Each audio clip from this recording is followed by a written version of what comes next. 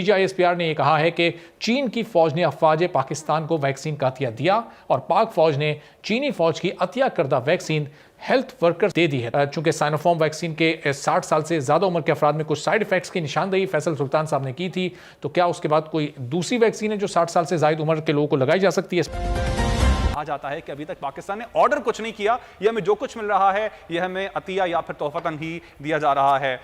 जो वैक्सीन लग रही है वो किस हद तक कारआमद है, मौसर किस हद तक है? अच्छा, थोड़ा सा हमें जो वैक्सीन इस वक्त पाकिस्तान को चाइना की जानिब से मिली है उस वैक्सीन के हवाले से बताइएगा।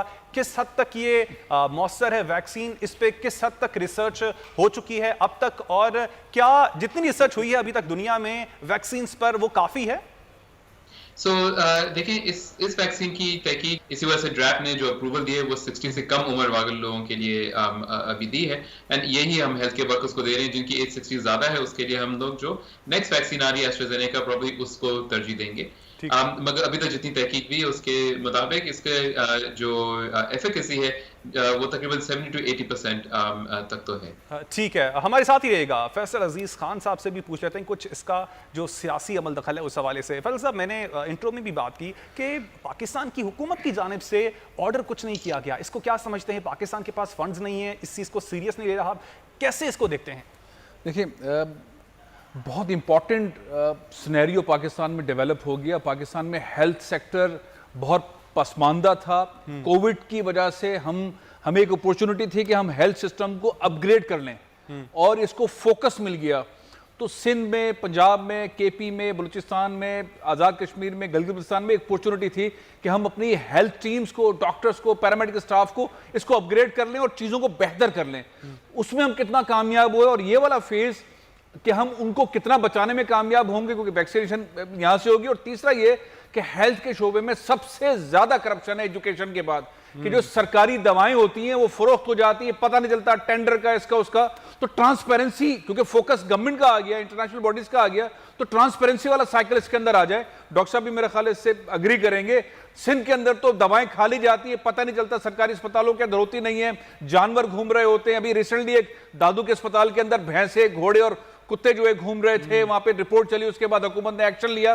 तो पॉइंट ये है कि मैं ये समझता हूं कि ये जो कैंपेन चल रही है इसमें हम अपने हेल्थ के सिस्टम को अपग्रेड कर लें, करप्शन से दूर कर लें, ट्रांसपेरेंसी के साथ कर लें।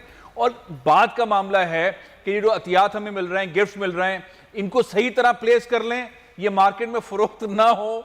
और तीसरा इंपॉर्टेंट मामला जो आप सवाल खड़ा कर रहे हैं कि आखिर क्यों ये जो गवर्नमेंट ऑर्डर है वो नहीं दे पा रही है, और जिन हुकूमतों ने पहले फैसले कर लिए उनके ऑर्डर्स आ रहे हैं। सिंध हुकूमत ने फैसला किया 3 अरब रुपए का हम ये जो है वैक्सीन लेंगे। तो इसमें सबसे बड़ा मामला ये होता है ट्रांसपेरेंसी कैसे होगी। ये मार्केट में तो फरोख्त नहीं हो रहे होंगे, ये वाकई लोगों को लगेंगे। ये मैकेनिज्म जो है वो पाकिस्तान के अंदर बिल्ड करने की जरूरत है कि वाकई जो पैसा लग रहा है वो मुस्तहकीन तक पहुंचे, उनको लगे, इसमें करप्शन ना हो जाए। सबसे बड़ा खतरा हमारे पास इन चीजों का होता है, और अभी भी सबसे बड़ा खतरा यही है कि पैसा इधर उधर ना हो जाए। पाक फौज ने चीन की जानिब से फौज के लिए अतिया की गई कोरोना वैक्सीन हेल्थ वर्कर्स को दे दी है। ISPR ने यह कहा है कि चीन की फौज ने अफवाज पाकिस्तान को वैक्सीन का अतिया दिया और पाक फौज ने चीनी फौज की अतिया करदा वैक्सीन हेल्थ वर्कर्स दे दी है। तो ये इस वक्त सूरत हाल है। और अब साथ साथ साइनोफार्म वैक्सीन के बाद, चूंकि साइनोफार्म वैक्सीन के 60 साल से ज़्यादा उम्र के अफराद में कुछ साइड इफेक्ट्स की निशानदेही फैसल सुल्तान साहब ने की थी, तो क्या उसके बाद कोई दूसरी वैक्सीन है जो 60 साल से ज़्यादा उम्र के लोगों को लगाई जा सकती है? अच्छा डॉक्टर साहब, अभी तक ये साइनोफार्म वैक्सीन है जो आम यूज़ हो रही है, जो भी चाइना से आई है, जिसको हेल्थ वर्कर्स को लगाया जा रहा है। लेकिन अब फैसल सुल्तान साहब ने कहा था कि 60 साल से ज़्यादा उम्र के अफराद को ना लगाई जाए, तो उनके लिए क्या रशियन वैक्सीन को एमरजेंसी में यूज़ करने की कुछ हिदायत सामने आई हैं? रशिया से भी वो वैक्सीन आ चुकी है, गालिबन स्पुतनिक उसका नाम है। ये स्पुतनिक 5 आ चुकी है, लेकिन उसकी एफिकेसी काफ़ी वेरिएबल है। कई कंट्रीज़ में वो इफ़ेक्टिव शो की गई काफ़ी, कई कंट्रीज़ में वो 60% इफ़ेक्टिव आई। जो उससे एक बेहतर जो डेवलपमेंट हुई है, जो लेटेस्ट आज डेवलपमेंट हुई है, वो ये है कि हमने कैंसिनो वैक्सीन के मेरी यूनिवर्सिटी ने, और मैं उसका प्रिंसिपल इन्वेस्टिगेटर था, उसके ट्रायल हुए और वो बाकी शहरों में भी हुए ट्रायल, और अल्हम्दुलिल्लाह उसके रिज़ल्ट्स आज रिलीज़ हुए हैं, जो कि बहुत ही एक बड़ी खुशखबरी है पाकिस्तान के लिए। तो डॉक्टर साहब, ये वैक्सीन ऑलरेडी पाकिस्तान पहुंच चुकी है या फिर अभी पाकिस्तान को इसके लिए ऑर्डर करना पड़ेगा, या ये भी पाकिस्तान को अतिये या तोहफे के तौर पर मिलेगी? ये पाकिस्तान में फिर अवेलेबल कैसे होगी? देखें, वो तो सब पॉसिबिलिटीज़ हैं, हमारे ट्रायल में क्योंकि ये डबल ब्लाइंड था, तो अब सबसे पहले तो ये होगा कि जो 9,000 लोगों को पानी लगा है इस ट्रायल में, वो अनब्लाइंड हो गए हैं, उनका पता लग गया हमें। अब हम उनको फ्री ऑफ कॉस्ट ये 9,000 लोगों को वैक्सीन फौरी तौर पे लगाएंगे। उसके बाद ये डोनेशन भी आएगी और उसके बाद ये कमर्शियल इंपोर्ट्स भी होंगी। सही। और उसके बाद ये obviously available to anybody and everybody होगी। जो अफोर्ड कर सकते हैं वो ख़रीदेंगे, जो नहीं अफोर्ड कर सकते उनको गवर्नमेंट लगाएगी, बैंक्स वालों को बैंक्स लगाएंगे, और फिर सबसे बढ़ के फिलॉन्थ्रोपिस्ट इसमें एंटर होंगे।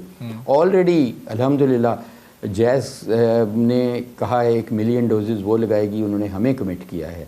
अच्छा। मुझे उनके जो चीफ़ एग्जीक्यूटिव हैं आमिर इब्राहिम साहब ने, तो आज भी उनसे बात हुई और ये बड़ी खुशाइन चीज़ है कि इंशाल्लाह अब जब देखें हमारा एंड पॉइंट ये होना चाहिए कि हम 75% पाकिस्तान को फौरी तौर पे वैक्सीनेट कर दें, जो कि 15.5 करोड़ डोजेज़ बनती हैं। सही। और अगर हमने ये अचीव कर लिया तो समझ लें कि फिर ये एक तारीख़ का हिस्सा बनने जा रहे हैं ये पेंडेमिक, और अल्लाह करे कि हम उन मुल्कों में शामिल हो जाएं जिन्होंने सबसे पहले इस वबा को ख़त्म किया अपने मुल्क से और कीमती जानें बचाई।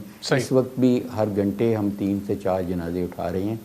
तो ये मेरा ख्याल 3rd वर्ल्ड वॉर जो हो रही है, इसमें से निकलने की जो light at the end of the tunnel हमें नज़र आ रही है वो इफेक्टिव वैक्सीनेशन प्रोग्राम से। डॉक्टर साहब, एक तो मैं कोरोना वैक्सीन के हवाले से कितनी रिसर्च हो चुकी है इस हवाले से आपसे जानना चाहूँगा। ये तो वैक्सीन उन लोगों को लगती है जो कि सेहतमंद होते हैं, जो लोग इस वक्त बीमार हैं, क्या इस पर भी रिसर्च जारी है कि अगर कोई बंदा कोरोना में मुब्तला हो जाता है तो उसके लिए भी कोई दवाई बनाई जाए, कोई ऐसी मेडिसिन रिसर्च हो रही है क्या? इस तरफ भी कुछ स्टेप्स लिए जा रहे हैं? तो जो लोग बीमार हो चुके हैं कोविड के साथ, उनके लिए तो बहुत सारी दवाइयां भी हमारे पास हैं। इस पे तो काफी तहकीक हो चुकी है, जिसमें स्टीरॉयड भी शामिल है, दूसरी दवाइयां भी हैं, और नई दवाइयों को भी तहकीक जारी है, और उसके कुछ ट्रायल्स हम यहाँ पे भी इंशाल्लाह शुरू करने वाले हैं। तो बिल्कुल दोनों तरह से काम हो रहा है, दोनों प्रिवेंशन के पॉइंट ऑफ व्यू से बचाव, और ऑल्सो जिनको लग गया उनके इलाज के पॉइंट ऑफ व्यू। अच्छा डॉक्टर फैसल साहब,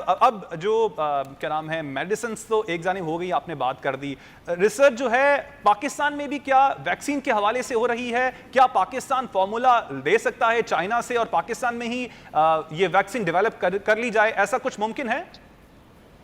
तो देखिए, वैक्सीन डेवलपमेंट में बहुत काम लगता है। ऐसा नहीं है कि ये आम दवाई की तरह नहीं है, और खासतौर पे कोविड का वैक्सीन जो है, ये कोई एक वैक्सीन नहीं है, हर वैक्सीन के अपने ही तरीके हैं इम्यूनिटी बनाने के। तो ऐसा नहीं है कि हम फॉर्मूला ले लें और फिर यहाँ पे मैन्युफैक्चर करना शुरू कर दें। ये दूसरी दवाओं के बरक्स इसकी मैन्युफैक्चरिंग काफी पेचीदा होती है, और इसको हम फौरन मैन्युफैक्चर नहीं कर पाएंगे। अच्छा, एक और बात, ये वैक्सीन जिनको लग जाती है, क्या उनको भी प्रिकॉशनरी मरीज लेने की जरूरत है कि वो भी मास्क पहने, पब्लिक में ना जाएं, इस तरह की चीजें क्या उनको भी लेने की जरूरत है, प्रिकॉशंस? या फिर एक बार जिसको वैक्सीन लग गई he is good to go, वो जहां पे जाए जिस तरह मर्जी अपनी लाइफ गुजारे मास्क के बिना? क्या ऐसी चीज है? नहीं जी, तो एक दफा आप वैक्सीन लगा भी लें तो फिर एहतियात जारी रखनी है। याद रखिए, जब तक एक बहुत बड़ी प्रोपोर्शन पॉपुलेशन की वैक्सीन लग जाए, ऑलमोस्ट 70 to 80% लोगों को, तो ये वायरस जो है ये फैलता रहेगा। और दूसरी चीज के जिनको वैक्सीन लगी है उनके अंदर शदीद बीमारी होने के चांस कम होते हैं, मगर हो सकता है इनको हल्की फुल्की बीमारी या इवन विदाउट सिम्टम्स वाली बीमारी फिर भी लगे, तो उनको मास्क पहनने की जरूरत है।